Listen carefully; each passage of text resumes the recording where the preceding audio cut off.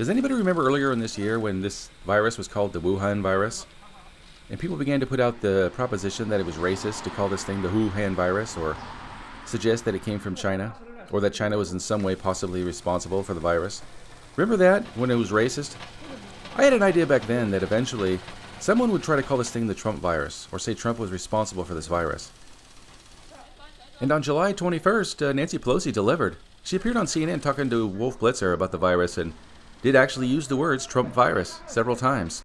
Well, I think with the president's comments today, he recognized the mistakes that he has made by now embracing mask wearing, and the recognition this is not a hoax, it is a pandemic that has gotten worse before it will get better because of his inaction, and in fact, clearly, it is the Trump virus. Well, what do you mean when you say the Trump virus? The Trump virus. If he had said months ago, let's wear masks, let's socially distance instead of having rallies and political whatever they were, a briefing on the coronavirus should be about science, and that is something the president has ignored. It should be about governance, and now he's finally embracing saying, okay, it's okay to wear a mask. So I think a good deal of what we have suffered is clearly the Trump virus. So what you're saying is that thousands of Americans have died because of what the president has done or not done? Is that what you're saying? Yeah. Yes, that's what I'm saying. I think it's, and people will die. Yeah. So let's hope that the president comes closer to embracing the reality of this pandemic. Let's look ahead. Trump virus. Kamala Harris, Joe Biden's vice presidential pick in Delaware, made a speech Wednesday, and she seemed to get on board with this Trump virus idea. And let me tell you, as somebody who has presented my fair share of arguments in court, the case against Donald Trump and Mike Pence is open and shut. Just look where they've gotten us. More than 16 million out of work. Millions of kids who cannot go back to school. A crisis of poverty, of homelessness, afflicting Black, brown, and indigenous people the most.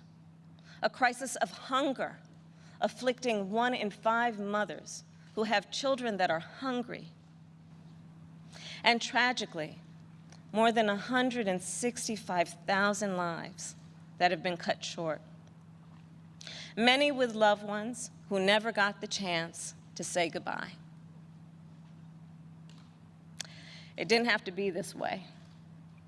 6 years ago, in fact, we had a different health crisis. It was called Ebola. And we all remember that pandemic. But you know what happened? First off, it was not a pandemic. The 2014 Ebola outbreak was centered in West Africa, around a few countries. These are the people that support science and demand that we follow science, but then they compare apples and oranges as if they're the same thing. She's going to tell you how many lives the Obama administration saved now. And then Barack Obama and Joe Biden did their job. Only 2 people in the United States died. 2. That is what's called leadership. But compare that to the moment we find ourselves in now. When other countries are following the science, Trump pushed miracle cures he saw on Fox News. While other countries were flattening the curve, he said the virus would just, poof, go away. Quote, like a miracle. So when other countries opened back up for business, what did we do? We had to shut down again.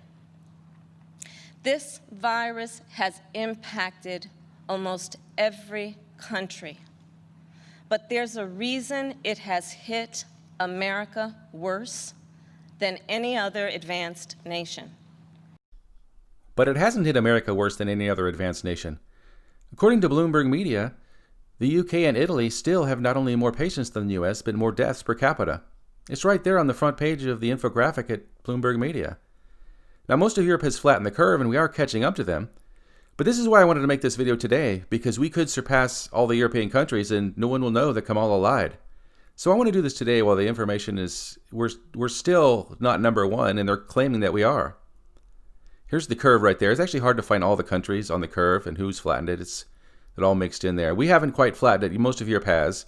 But other nations around the world are having serious problems with their curve not flattening, not just the United States. Brazil is catching up to us, actually. And this infographic showing the Italy and the UK being worse than the United States doesn't even paint the complete picture. You also have to look at Spain and France. So let's do some quick math here. Let's go to France. You got Spain. Let's see, the United States has 328 million people. The United States actually has more patients than Spain or France. That's why you don't see them at the top of the page here.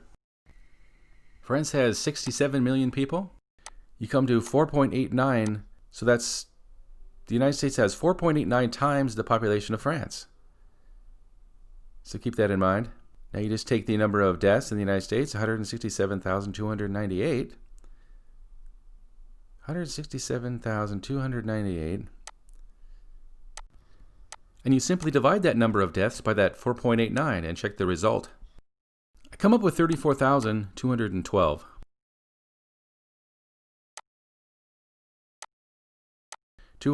This actually, I was a little disappointed making this video because it seems we've passed up the deaths in France. See, 30,392 deaths in France. So we actually have passed up France. This is very recent. This is because they've leveled their curve. So we've only recently passed up France in the number of deaths per capita.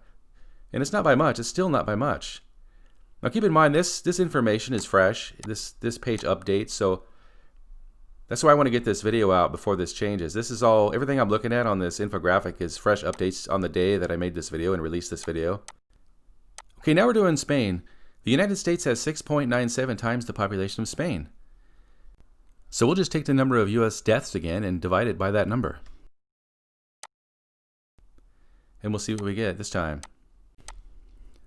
There's the number of deaths again, and we'll just divide it by this new number. Let's find out. There's been over 28,000 deaths from COVID-19 in Spain. So let's see. Well, see, Spain actually still has more deaths per capita than we do. Just that's the math's right there for you to see. And you can look up the populations of the countries. I double checked them today. But yeah, so though Spain actually still has more deaths per capita. So, and look at Brazil. And Brazil is catching up to the United States really fast. Their population is about 209 million compared to our 328 million, and they're catching up. We're at 328 million, and they're already over 100,000 deaths. So Brazil's having problems. So it's not the Trump virus. That's just nonsense.